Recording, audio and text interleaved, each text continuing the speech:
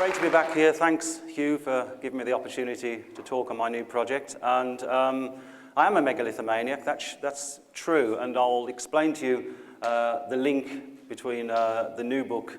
Well, it'll become obvious, actually. There's certainly a lot of megaliths and a lot of... Hugh mentioned the takeover and the destruction of sacred sites generally, but hopefully I'll go into some specifics today. This is the first time I've ever done this talk, so be gentle with me.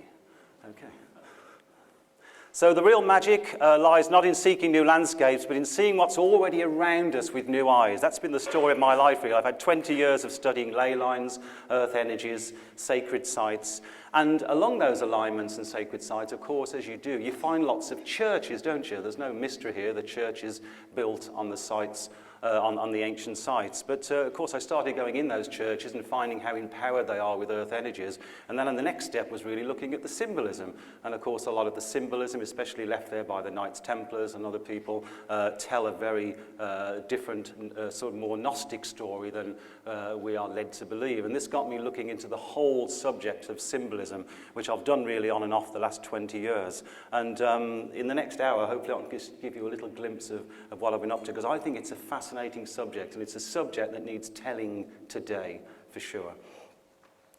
So, I'm talk about symbols and myths. Straight away, I need to say, what's the difference between a sign and a symbol? There is a difference. Signs are designed to be appreciated and understood in a split second, regardless of the language or belief system. They are instruction, advice, or a warning sometimes. Symbols, on the other hand, may be embellished with endless meanings, interpretations and mystery, often beyond the grasp of the rational mind. So symbols are much deeper and work on our psyche more.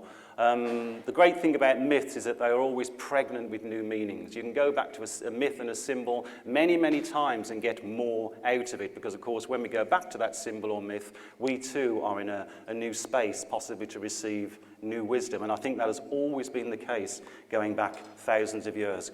Confucius, he says, signs and symbols rule the world, not words or laws.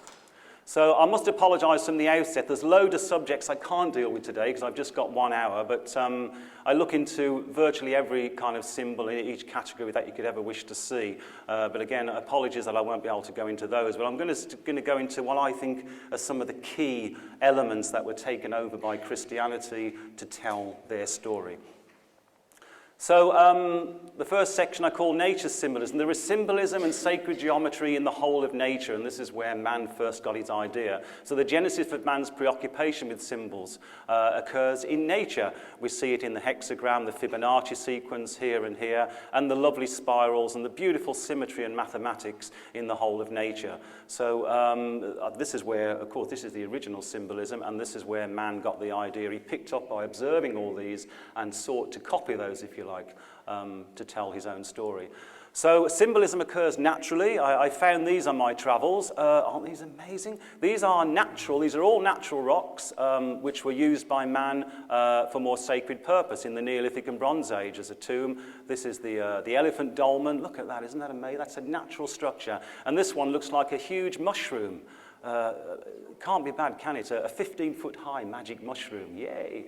So, and you can sit under there. If I stood up there, I'd be up to about there. So this is huge. And this is one a bit nearer home on Dartmoor. This is Vixen Tor, and this is Vixen Tor that is actually looking straight at the Merivale Stone Circle. So again, we've got lots of signs that man was getting in tune, which things that he would be seen as gifts from the goddess.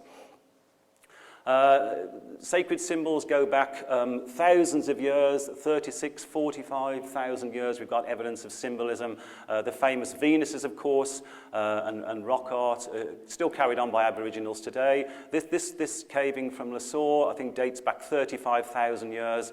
This shapeshifter changing into a bird. He's facing up to this huge bull with his phallus erect. Good luck there, mate. So you see, people are telling, this is probably sympathetic magic, they're looking to entice the bull, of course, to give up his life for the hunt. So symbolism goes back many, many thousands of years, right to the dawn of man's observations of nature. And Hugh mentioned Göbekli Tepe. So going back 9,000 years, we have images and symbols at Göbekli Tepe, that fantastic site you mentioned. And I think recently there's been study of the Stoical Totem megalith, which is absolutely stuffed full of animals and symbols at Göbekli Tepe. And of course, symbolism reaches a climax, if you like, with Tutankhamun's mask. I mean, isn't it? No matter how many times you see that, it just gets you, doesn't it? And of course, that's the idea, I guess. A bit nearer in time, symbolism occurs in megaliths at Avebury. When I take people on my tours of Avebury, you can see this one here. This is called the Shark Stone, and you can see why. And this one, on my tours of Malta, I found that around the goddess temples, and they are officially called goddess temples by archaeologists, there's always one phallic-shaped stone at the back of the temple to give it that yang element. It's all about the balance of yin and yang in ancient cultures. And, of course, we have lots of lozenges. This is 4 knocks in Ireland. You know, what do these mean? They're open to so much interpretation, and this is the beauty and the power of mythology. And of course, this is the famous Gunderstrup cauldron, said to be Sinunus, or else a shaman sitting cross-legged. So the amount of symbolism right through man's history is amazing. And a picture really does tell 1,000 words, and I think this is why symbols can be so powerful. All companies and corporations today, don't they? They use logos, because in a split second, you know what that shop is. So, and, you know, that's been going on forever, really.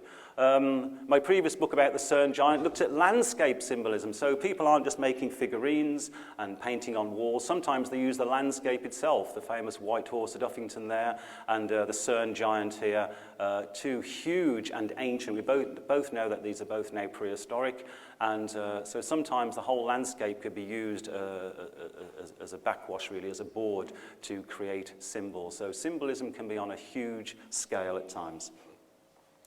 So then cometh Christianity, and cometh across, I call this section. Christianity absorbed ancient and universal symbols and myths to help promote its own agenda. And why wouldn't you? You're going to use symbols that are familiar to people to tell your own story. And all religions do this, I think. You know, you're tapping into archetypes, really, which are already familiar to people, and then you can promote your own agenda because of that. But there is a difference between Christian literalists and the very ancient Gnostic alleges of myths. And of course, later, all the Gnostic Gospels were denied. There was a set of Gospels, and all the others weren't just ignored, they were actually trashed seriously. So Christian literalists really take the Gospel as Gospel, if you like, take the Bible as Gospel, whereas in all the ancient cultures, they always knew that these old myths and gods and goddesses were just allegories to help tell a story. And you can see why those were taken on. So one example to Christian literalists, of course, Jesus is just reborn once. But of course, he took over from all the old sun gods that are perpetually born and die and are reborn. That's the point. And I think the big change between Christianity and all the religions that had come before, it was the denial and the degradation of the divine feminine. And I think that for the last 2,000 years, we have been seriously paying the price for that, men included. So I'll touch on that later. There's a new god in town is the next section. An edict from Pope Gregory in 595 said, let's not, well, they were having a job converting right across Europe, converting people to Christianity. And he said, okay, well, we won't destroy the old pagan sites. Let's put our sights on them. And what a shrewd move that was, I tell you. So there's a few examples from here. There's many in the book. This is Knowlton in Dorset, a Neolithic henge with a Norman church slapped right in the middle. So people can still come to their old sacred site, but there's a new god in town. So it makes the idea of conversion, I think, much easier.